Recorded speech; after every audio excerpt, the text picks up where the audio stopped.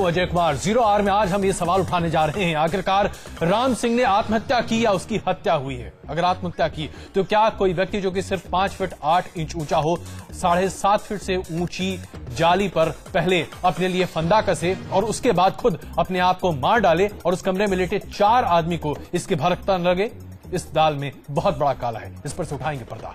और दूसरा सवाल हम उठाएंगे कि हजारों करोड़ खर्च करने के बाद भी आज यमुना मेले क्यों है, और आखिर ये हजारों करोड़ खर्च हुए हैं तो आखिर वो कहां हुए हैं? उस पैसे का हिसाब किताब आखिर सरकार क्यों नहीं देती? इन सब पर करेंगे बातचीत, लेकिन सबसे पहले नजर डालेंगे हेडलाइंस में क्या है खास। राम सिंह की खुदकुशी पर गृह मंत्री शिंदे ने माना जेल अधिकारियों की लापरवाही की बात, परिवार ने लगाया हत्या का आरोप। रविंद्र राय को झारखंड बीजेपी अध्यक्ष बनाने पर बगावत, पार्टी नेता यशवंत सिन्हा ने राष्ट्रीय कार्यकारिणी से इस्तीफे की दी धमकी।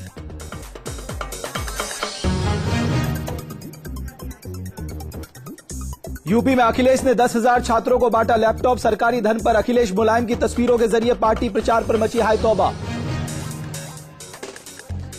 यमुना बचाओ आंदोलन टीम ने दिल्ली के करीब आली गांव में डाला डेरा, सरकार को दिया कल तक का अल्टीमेटम। भारत दौरे पर संघर्ष कर रही ऑस्ट्रेलियाई टीम की मुश्किलें और बड़ी, Shane Watson, James Pattinson, Usman Khawaja और मिशेल जॉनसन तीसरे टेस्ट से बाहर।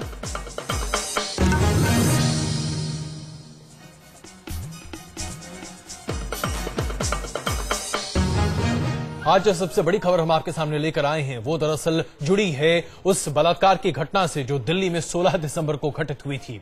जिस बस के ड्राइवर पर यह आरोप लगा था, जिसने खुद ये जघन्य अपराध को अंजाम दिया था, उसके बारे में यह कहा जा रहा है कि उसकी मानसिक स्थिति शायद ठीक नहीं थी और इसलिए वो आत्महत्या करना चाहता था। एक ऐसा व्यक्ति जो कहर बरपाता है एक लड़की के ऊपर, वो खुद आत्महत्या करना चाहता था। पहले तो ये बात गले के नीचे उतरती नहीं, और अगर ऐसा था तो जेल प्रशासन क्या कर रहा था? और जो सबसे बड़ी बात ये निकल कर आती है कि क्या ये आत्महत्या है या इसे हत्या माना जाए? सबसे पहले ये रिपोर्ट।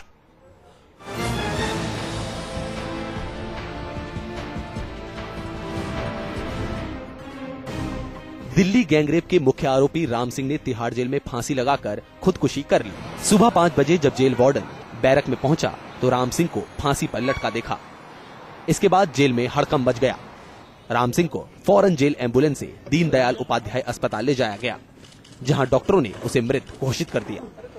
फिलहाल इस मामले में जेल अधिकारियों ने चुप्पी साध रखी है।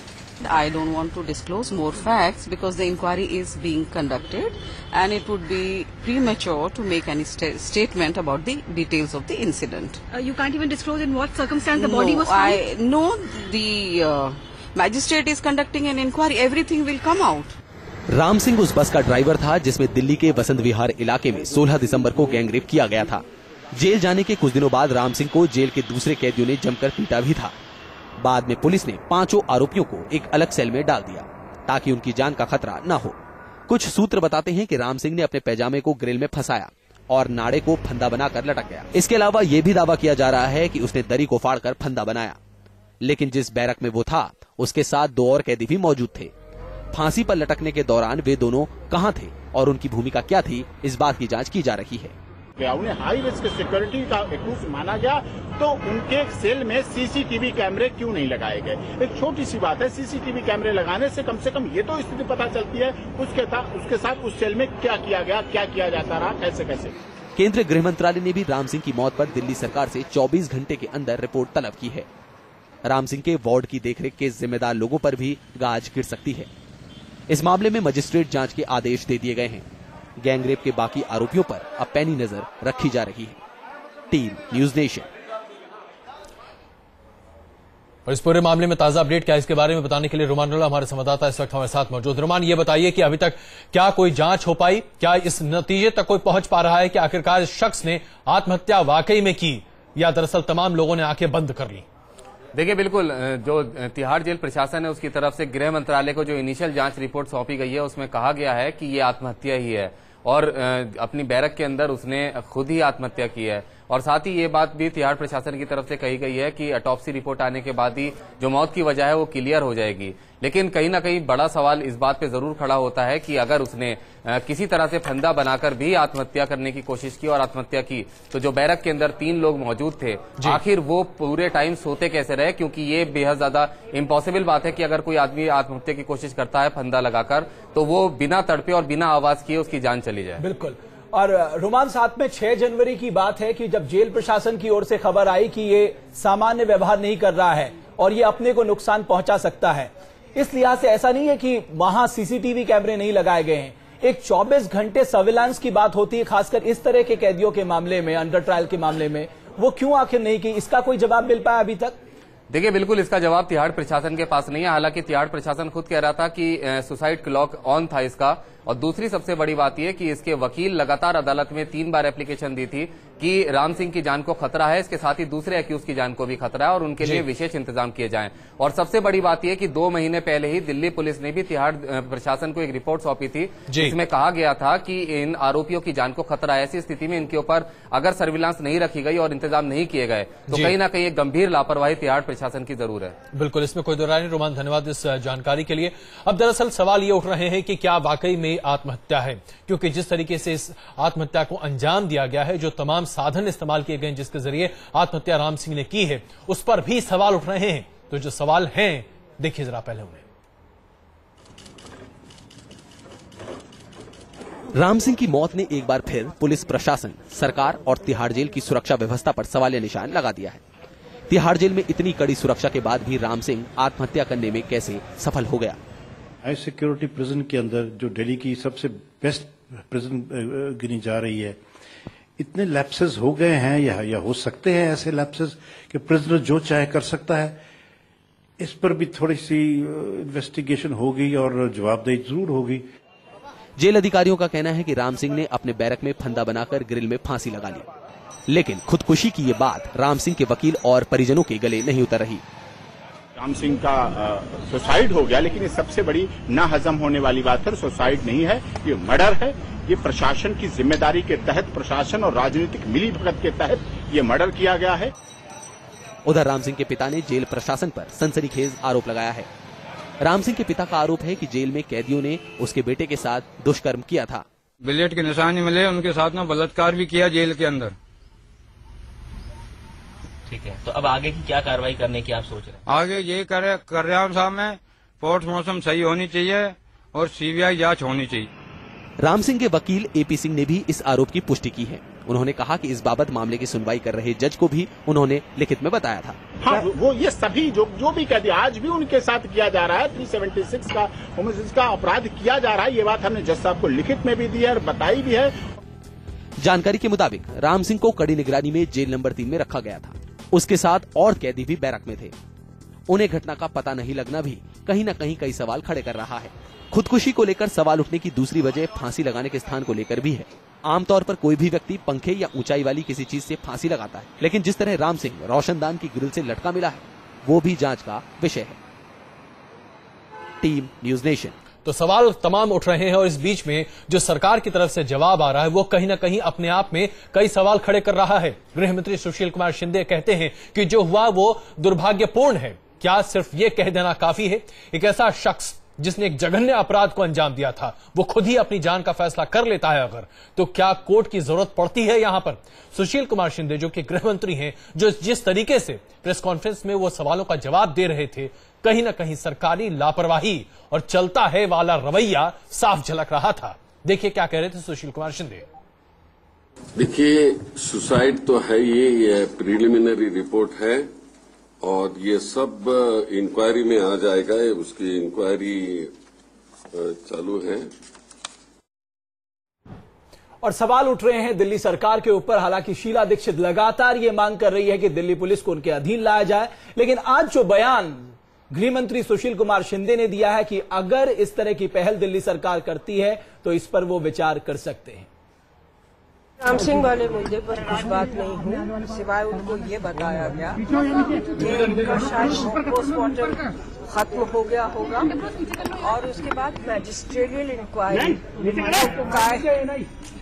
जो कायदा है और जो कानून कहता है वो मैजिस्ट्रेटिव इंक्वायरी सेटअप है।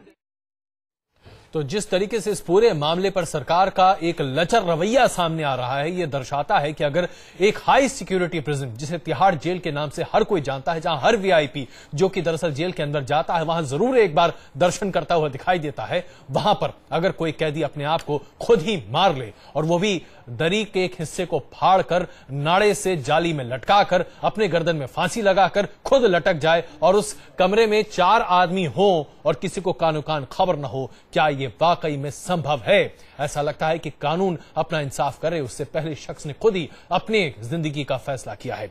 इस पूरे मामले पर बात करने के लिए हमारे साथ एमएल शर्मा जी मौजूद हैं, जो कि राम सिंह के वकील हैं। एमएल शर्मा जी, आप लगातार कह रहे हैं कि जरूर इस पूरे मामले में कहीं ना कहीं दाल में काला है, कहां कहां शक उठता है आपको? दाल में काला नहीं, दाल ही पूरी काली है सर। पहले दिन ही हमने आपके कोर्ट में लिख करके दिया था कि पुलिस इन 5 अभियुक्तों का इनकाउंटर कर देगी, इसलिए इनको हथकड़ी लगा के कोर्ट में लाया जाए, ले जाया जाए, जेल के अंदर इनको प्रॉपर सीसीटीवी कैमरे के अंदर में रखा जाए, वॉच में रखा जाए, नहीं तो कभी भी इनके साथ एक इनकाउंटर किया करके इनके साथ कोई भी हादसा डिक्लेयर किया जा सकता है। हमारी बात को कोर्ट ने नहीं माना, बल्कि कोर्ट हमसे कहती रही कि आप अपना वकालतनामा छोड़ दीजिए। हम उसी प्रार्थना को लेकर के सुप्रीम कोर्ट गए और हमने सुप्रीम कोर्ट में कोशिश की कि मैटर दिल्ली से बाहर चला जाए, लेकिन पुलिस ने अपने वकील को हमारे क्लाइंट से वकालतनामा लेकर के वहां खड़ा कर दिया। शर्मा जी, लेकिन ये जो आप शर्मा जी आप जो आरोप लगा रहे हैं कि दिल्ली पुलिस उनका एनकाउंटर कर सकती है, इसका कोई आधार तो होना चाहिए ना? किस आधार पर?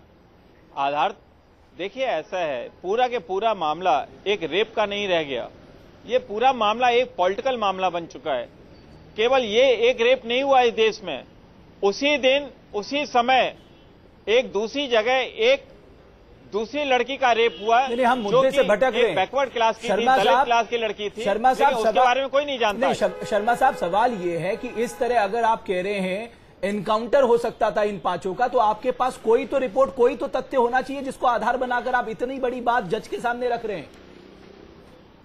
जज के सामने हम रख चुके हैं, रख नहीं रहे, बल्कि इस तरह के हादसा पंजाब में, बॉम्बे में और कलकत्ता में अनगिनत हो चुके हैं। एनकाउंटर का आधार क्या था? अंदर लाती है शर्मा साहब, एनकाउंटर का आधार ये था। जी हाँ, एनकाउंटर का आधार ये है कि प्रशासन और आज का जो राजनीतिक माहौल है वो लोगों के इस डिमांड को पूरी करना चाहता था कि इनको बिना किसी प्रकार के ट्रायल किए ही इनको गोली मार दी जानी चाहिए।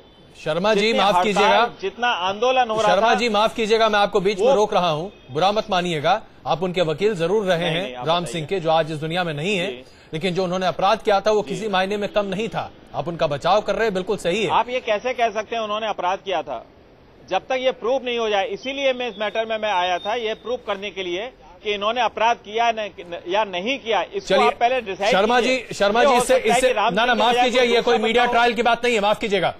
उस व्यक्ति का एक बालिया बयान भी है जो कि कोर्ट में दर्ज हुआ है, जाहिर सी बात है, आप इससे इनकार नहीं कर सकते। अगर शर्मा जी माफ कीजिए, मैं आपको बीच में रोक रहा हूं। पीड़ित शर्मा जी आप प्लीज रुकिए। इस वक्त हमारे साथ पीड़ित लड़की के दोस्त के पिता हमारे साथ इस वक्त मौजूद हैं। उनका नाम जाहिर सी बात हम सामने नहीं रख सकते। हम आपसे जानना चाहेंगे सर, ये बताइए कि राम सिंह ने आत्महत्या की, ये खबर जब आप लोगों को पता चला, उसके बाद आप लोगों की प्रतिक्रिया क्या रही है? प्रतिक्रिया क्या रही है? राम सिंह ने जो जघन्य कृत्य किया था। हेलो जी बताइए, हम लोग सुन रहे हैं आपकी बात। जो जघन्य कृत्य किया था उसके लिए वो अंदर से और पूरे समाज से सभी लोगों से बहिष्कृत हो गया था और उसको एक फील हो गया था कि अब मुझको बचना नहीं है, और इसी कुंठा में उसने अपना आत्महत्या कर लिया। लेकिन सर आप ये मानते हैं कि जो जस्टिस होता है वो जस्टिस के आधार पे अगर उसे सजा दी जाती, जो हमारा कानून सजा देता, वो एक नजीर बनता? जी जी, राम सिंह के ऊपर आरोप था, ये सिद्ध नहीं हुआ था कि राम सिंह शर्मा जी हम ये नहीं मानते। शर्मा जी माफ कीजिएगा, हम आपको बोलने का भी पूरा मौका देंगे। राम सिंह पर कोई आरोप सिद्ध नहीं हुआ था, उसका इकबालिया बयान सामने है और उसी के आधार पर बात हो रही है। किसी ने नहीं कहा, किसी ने नहीं कहा। माफ कीजिएगा, माफ कीजिए, पुलिस के प्रेशर में अंदर टॉर्चर, उसको दबा करके जो उसका बयान लिया आप गया, ये बातें जाहिर सी नहीं बात है, ये कोर्ट की बातें हैं। इस प्रोसीडिंग पर इन कैमरा प्रोसीडिंग हो रही है, इस पर रिपोर्टिंग अलाउड नहीं है। शर्मा जी, मैं देखता हूँ शर्मा जी, इस पूरे मामले पर कोई रिपोर्टिंग अलाउड नहीं है, इसलिए हम केस के मेरिट्स और डिमेरिट्स पर चर्चा नहीं कर सकते। कृपया करके टेलीविजन पे इसका माध्यम न बनाएं। बात नहीं कर रहा, नहीं, लेकिन हम यहाँ पर सिर्फ ये कह रहे हैं कि आरोप है, आरोपी ने आत्महत्या कर ली। आप कृपया करके हमारे साथ बने, जरा थोड़ा धैर्य रखिए, थोड़ा धैर्य रखिए कि आरोप है। पीड़ित लड़की के दादा इस वक्त हमारे साथ मौजूद हैं। 16 तारीख की जो घटना थी उनमें। जनाब, हम आपसे ये जानना चाहेंगे, राम सिंह की आत्महत्या के बाद कहीं ना कहीं आप लोगों को बड़ा धक्का लगा होगा, आप क्या कहना चाहेंगे?